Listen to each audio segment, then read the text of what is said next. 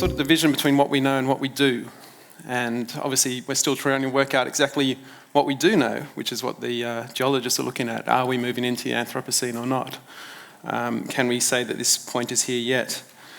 So I'm a geographer, and this paper is partly from myself and partly from Donna Houston, who unfortunately can't be here today.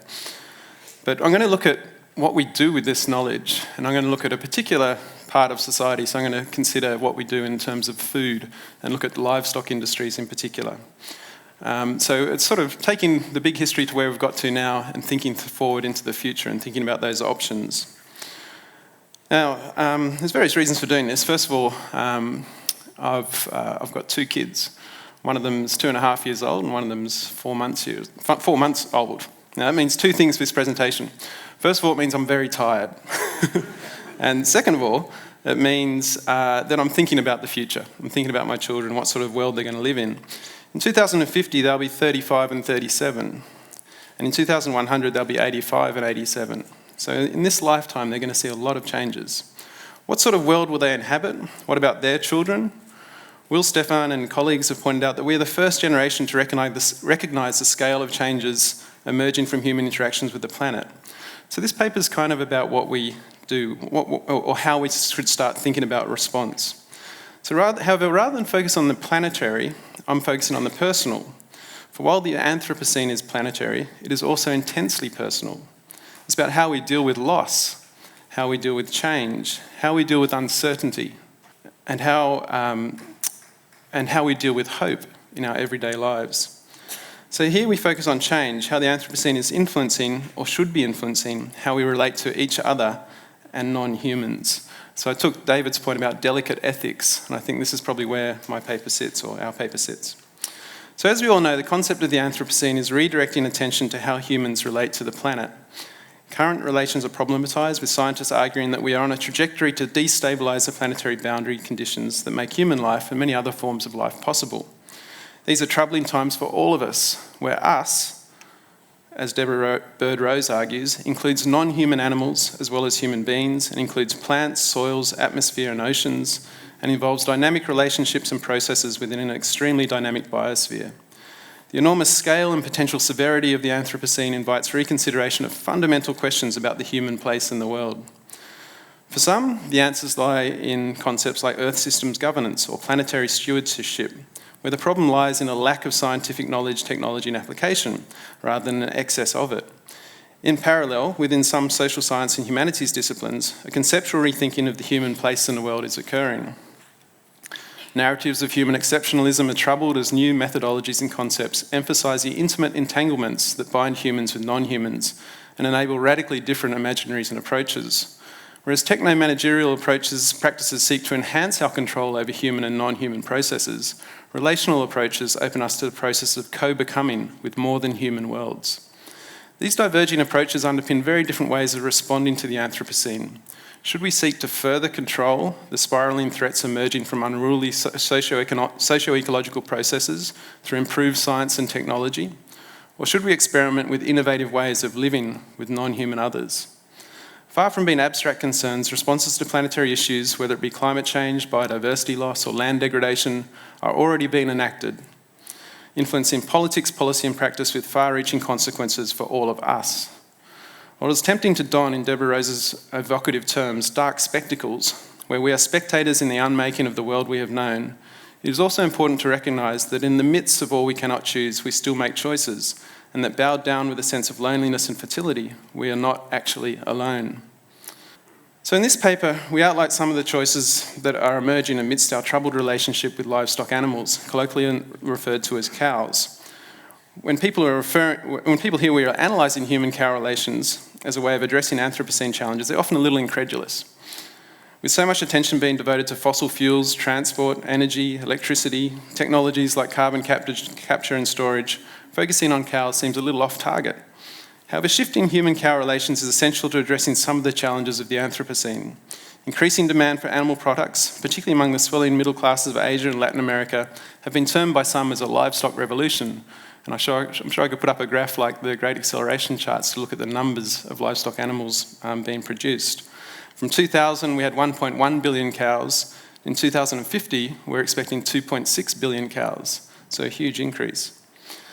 Alongside technological developments in breeding, feeding, milking, slaughtering, storage and transportation, they've transformed human-cow relationships to the point where they are an important contributor to anthropogenic environmental change.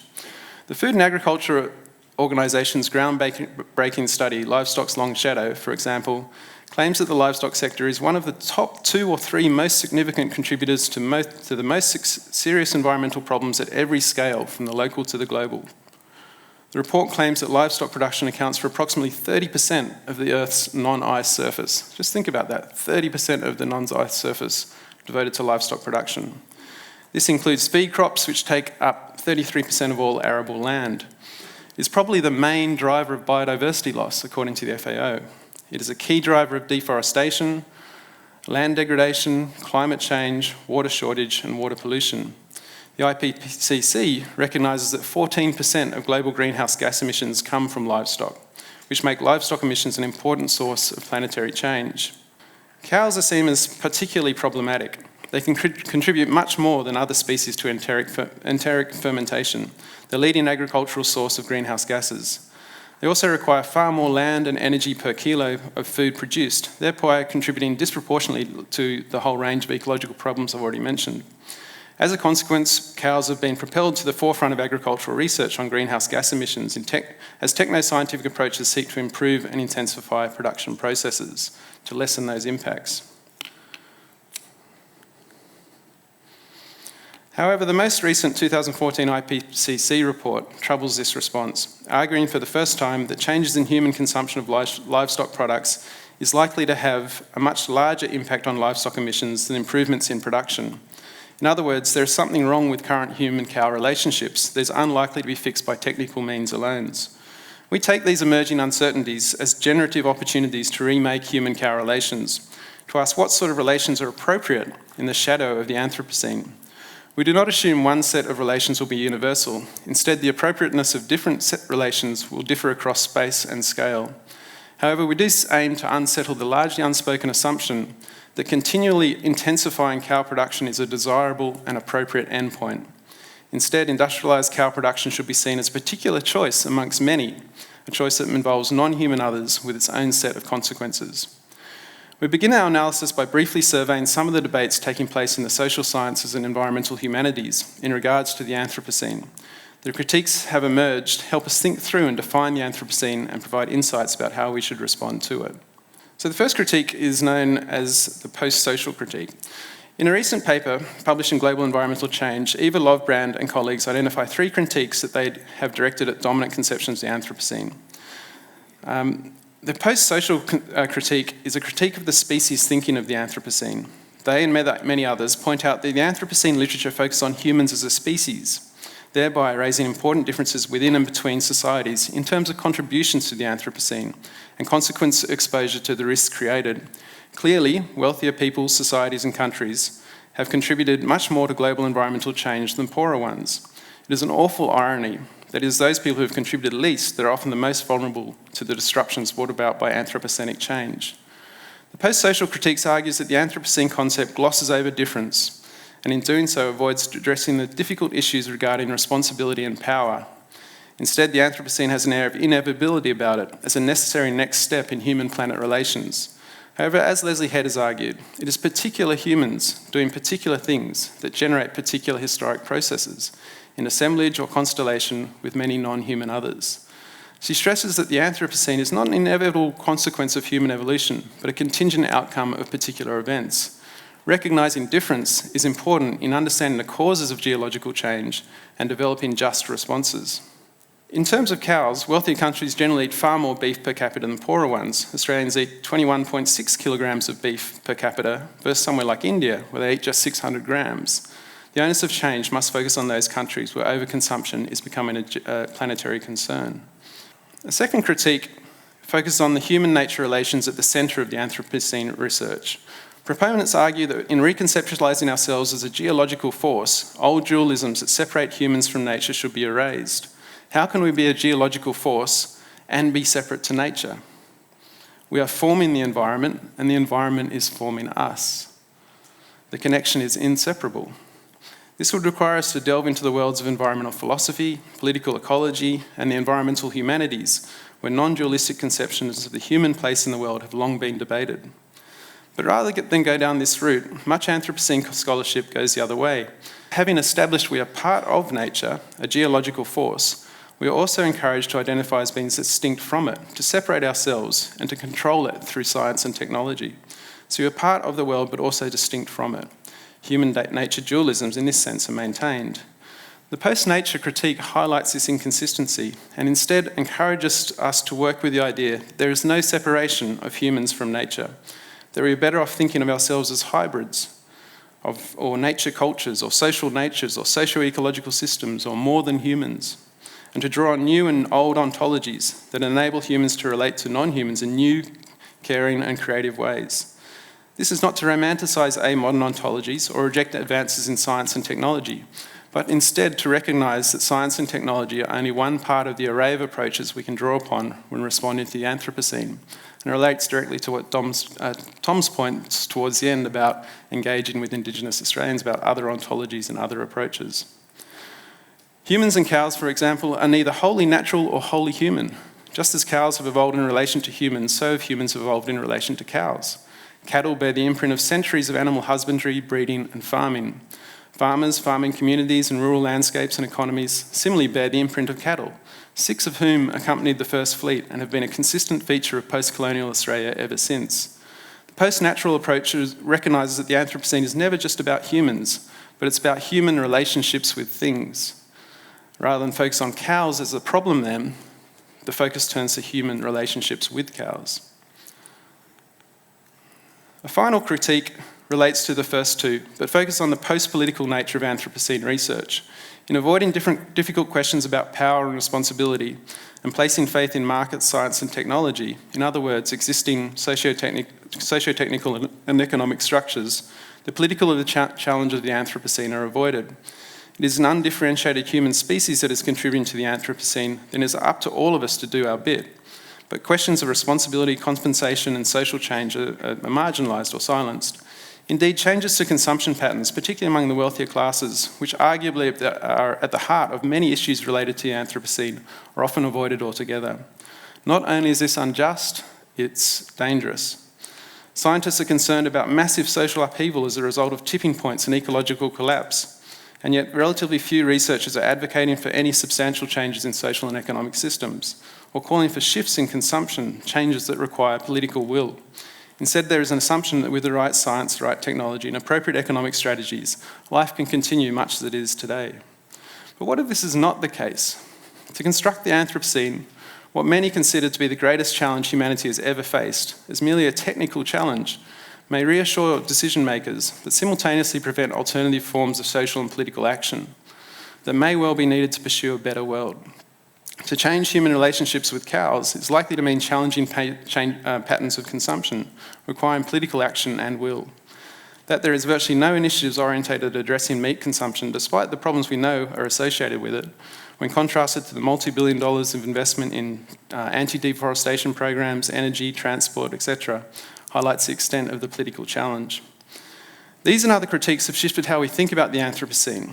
They are not orientated at disputing the science of the Anthropocene or to dilute its importance. Instead, they are orientated at expanding the range of potential responses. With these critiques in mind, it is useful to think about the increasingly popular concept of a good Anthropocene. With a bad Anthropocene both terrifying and disempowering, generative work is focusing on using the knowledge developed by geologists to create a better world. But what might a better world look like? Better for whom and for what? And how do we get there? At risk of oversimplification, there seem to be 2 pathways of action emerging. One focuses on planetary scale processes and seeks to address them from a big science perspective. This is where concepts like Earth system governance, planetary stewardship and geoengineering come from. To create a good Anthropocene, then we need more science, more technology, better markets and better governance. We become able stewards of the systems that support us. In some senses, we're kind of encouraged to leave it to the experts. A second approach is more social. A good Anthropocene is to be achieved through societal change. Within this approach, there are no simple technological solutions, although they may play an important role. Instead, it is about shifting socio-economic systems and cultures away from models of mass consumption towards a new, rewarding, intimate relationships with more than human worlds. Planetary change starts in the personal sphere through experimenting with alternative, less destructive ways of relating to non-humans. A key concept for this second approach is becoming with. Rather than thinking about the human in isolation, we are encouraged to think about the worlds which we are becoming with. Humans are never alone, but always bound in relations with non-humans, in expansive assemblages and ecologies. To become with is to be aware of these relations and to think and act in more worldly and caring ways. In this sense, rather than leaving it to the experts, action is personal and local, seeking new ways of being in order to live in the Anthropocene. These two approaches, of course, are not mutually exclusive. You can pursue improved global environmental governance and seek better place-based relationships involving non-humans.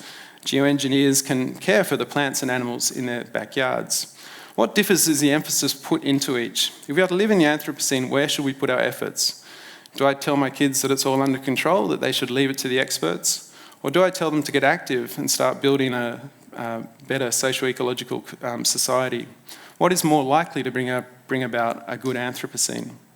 Far from ivory tower speculation, society is already riven with these debates. People are already responding through science and technology or through developing more caring relationships with non-humans. In terms of cows, 4 propositions are emerging. So to talk about the different responses to cows, I'm going to draw on Bruno Latour's concept of proposition. Latour aims to get beyond entrenched ideas that separate non-human objects, including non-human animals, from human subjects. The key phrase for Latour is learning to be affected by others. This is the idea that reality is made up of collectives, humans and non-humans, whose continuous interactions with each other link together beings and matter in unanticipated ways. Not given by a particular authority, propositions are always political and open to debate. They multiply possibilities, creating multiverses rather than universes, opening different trajectories for practice and politics. In analysing emerging propositions, we seek to expand the terrain of the possible. The aim is to make choices and the likely consequences of those choices more visible, to think through what sort of human-cow relations are appropriate in the Anthropocene. We've identified 4 propositions, and this is early work for us that we're going to expand on in the next few years. We've identified 4 propositions that have emerged around cows in the Anthropocene. We briefly outline these propositions, their ideas, practices, arguments, limitations, and effects. Each proposition registers a different assemblage of cows, technology, and people, and frame human-cow futures in manifestly different ways. Each proposition, importantly, attempts to produce a good Anthropocene. However, what is good and the consequences each has for people, cows, and the planet differ radically. So the first proposition. This is the most prominent. The most prominent proposition regarding cows in the Anthropocene is that production processes can be made more efficient and ecologically sustainable. The proposition asserts that with appropriate knowledge, resources, and practices, the livestock sector can mitigate many of its impacts on the environment. We can eat more beef and have less environmental impacts, largely through the intensification of production. It is championed by the Food and Agriculture Organisation globally and represented in Australia by CSIRO and Meat and Livestock Australia. It is a well-funded eco-modernist assemblage that prioritises agricultural science, farmers, methane, money, and cow biology. Research focuses on efficient and intensive production systems that bring the cow to slaughter earlier, better manure and pasture management, altered diets, improved breeding practices, vaccines, and microbiological approaches, a sort of green revolution for cow production. However, despite the impressive research and public relations strategies underpinning this proposition, it is not entirely convincing even in its own rather limited terms. The FAO has written about the uncooperative nature of methane and how it is eluding scientific attempts to govern it, creating unknowns in an assemblage whose credentials are based on knowing. The FAO has modelled a best-case scenario in which 18 to 30% reduction in methane emissions is possible if regionally specific best practice techniques are adopted across the world. Not only is this extremely unlikely, it will not counter the expected 70% increase in global beef production, as we see those numbers of cows increasing from 1.1 billion to 2.6 up to 2050. Strangely absent from this proposition are cows and human relationships with cows. It is only their troublesome biology that is focused upon, rather than cows in their entirety, as living, breathing, thinking, feeling beings. Cow biologies are the problem, not our relationships with them. Their absence legitimised the attention devoted to controlling their parts and avoids ethical questions about whether further controlling and constraining the geographies and biologies of such beings is appropriate. The proposition seeks to constrain non-human agency to redirect it in ways that fit existing cultural and political economies of animal agriculture. A second proposition promotes mindful meat eating as a means to address animal welfare and ecological degradation. It enlists consumers, cows and farmers into more caring relationships oriented at improving the lives of each other and the planet. It is supported by a range of big environmental NGOs like Greenpeace and the Australian Conservation Foundation, as well as smaller private sector organisations in mindful meat supply chains.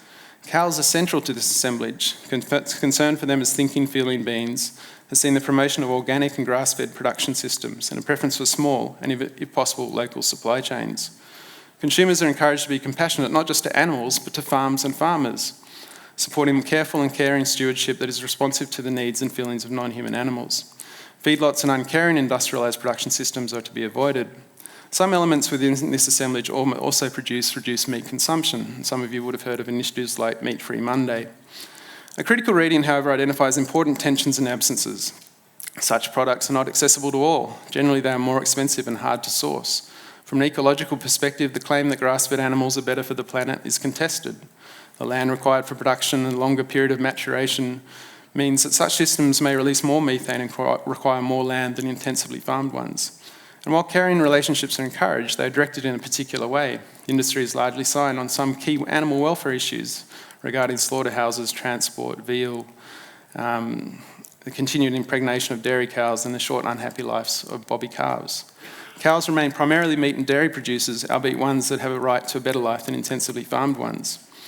Like the previous proposition, then, this one is troubled, yet it generates new or old sets of relationships between consumers, farmers and cows, based on more caring and effective responses to cow lives. A third proposition asserts that a shift to vegan and vegetarian diets will have positive environmental impacts. At the core of this assemblage promoting this proposition are animal rights and vegan groups who have integrated environmental concerns into their pre-existing ethical opposition to animal agriculture. Hence, Animals Australia, Animal Liberation and Vegan Australia now promote the environmental benefits of vegan diets alongside compassionate arguments for animal rights and respect. The proposition asserts that consumers can reduce their environmental impacts and address animal welfare issues by altering their eating habits. Benefits include a reduction in animal emissions, a reduction in agricultural land and a potential expansion of forested land, a reduction in water and energy required for food, more and cheaper plant food to address food shortages, and new caring relationships to cows and other livestock animals. Various animal sanctuaries have sprung up where non-food-based relationships with cows exist, as has a small industry of vegan products, cookbooks and social networks. However, critics contest the ecological claims of plant-based production system, contrasting the role of livestock in integrated farming systems with the ecological damage caused by crops. Hidden from view are the relations of millions of livestock farmers with cows and the often low-skilled workers dependent on livestock industries and poorer communities that do not have ready access to affordable non-meat dietary alternatives. Despite these critiques, one of the most interesting elements of this proposition is repositioning cows as more than meat, a fundamental change in the way in which we've approached cows in the past. As thinking, feeling, morally considerable beings, new non-food human-cow relations are promoted and a political agenda is pursued. It raises interesting questions about what relations with cows might form in the absence of livestock farming. The final proposition being assembled argues for artificial meat or artificial milk, and argues that this can address the ecological and welfare dimensions of cow production. Proponents argue that lab-grown meat and milk has far less ecological impacts, releases relatively few greenhouse gases, causes virtually no harm to animals, and may address food security issues by providing new food source. While less developed than the previous coalitions, there are now a number of organisations and scientists working on the production of in vitro meat. The world's first in vitro hamburger patty was consumed on live television in August 2013. Don't know if anyone saw that, but it's quite interesting. This nascent eco-modernist technology has the potential to remove cows and their troublesome methane-producing biology from the food production chain altogether, while still producing meat and dairy. Theoretically, the stem cells of one cow would be enough to feed everyone in the world. However, there are unresolved questions about the viability of the technology, its expense, ownership, access, nutritional quality, and actual environmental impacts once scaled up. At a more conceptual level, as with utilitarian efforts to breed blind chickens or animals without pain receptors, cultured meat attempts to take the animality out of animals in order to better realise the techno-capitalist dream of animal machines. The agency of what was once an animal is severely depleted and human control over other forms of life is enhanced. The consequences for cows and human-cow relations are not quite clear. A key question, perhaps, is whether this new form of life, which is cow but not quite cow, instead non-sentient living collections of bovine cells, is the type of life we want to live with in the Anthropocene. So to sum up then, these 4 propositions we've outlined provide different ways of living in the Anthropocene. The emphasis put on each and the relative success of each will influence the types of good or bad Anthropocenes we and our children inherit. All of us must make choices. What sort of human-cow relations will we pursue or are appropriate in the Anthropocene? Of the 4 propositions, the first attracts the most resources and attention. It focuses on further controlling and constraining the agency and function of cows to fit cultural and political economies of meat. It does not question the disproportionate consumption of beef by wealthier parts of the world. It objectifies cow biologies as problems to be fixed by humans and avoids focusing on consumption at all. However, it seems eerily limited in what it can achieve, even if it is taken to scale, given the growing global demand for beef and dairy. Proposition 2 is similarly limited. A global shift towards grazing rather than feedlot animals may do little to address ecological concerns due to the resources such systems require, unless accompanied by a dramatic reduction in meat consumption, and this is possible. However, the caring relationships between cows, farmers and consumers hold some promise for more respectful co-created worlds, and perhaps in this there are seeds for more transformative and political approaches. Proposition 3 and 4 fundamentally rework cow relations in creative and controversial ways. Proposition 3 promotes caring relationships with cows that extend beyond food, seeing them as sentient beings that deserve full, rich and happy lives. In doing so, it severs food-based relationships, but says little about the types of relationships that might form with livestock animals to replace it. Unlike the previous 2 propositions, it is overtly political and in its tactics to encourage change. However, there's very little funding in this area, and much more work needs to go into researching how such change might occur and what impacts it would have for people and cows, including farmers. The final proposition replaces cows with cells. It is anticipated cow cells will be controllable and less troublesome than cow beans, whose bodies and behaviours are proving uncooperative. The ecological and animal welfare benefits are likely to be significant. However, technical, political and cultural barriers may prevent, or at least delay, it being taken to scale. It takes the concept of animal machine to a potentially uncomfortable material reality. We conclude not with a recommendation. We realise that different propositions will be more or less relevant over space and time. One proposition will not be suitable for all. Instead, they are continually evolving. Instead, we end with an appeal that the Anthropocene requires us to rethink and develop new relationships with livestock animals. Currently, we are quite literally eating the world. Through this case study, we hope to have demonstrated that the Anthropocene is not just planetary. It is intensely personal. It affects how we relate to others. Our everyday choices affect the planet and the planet affects us. We need very big responses, but we also need very small ones. The generative potential of the Anthropocene lies in how the concept builds connections and across geographies and scales, from the micro to the macro, between disciplines and knowledges, and between humans and non-humans.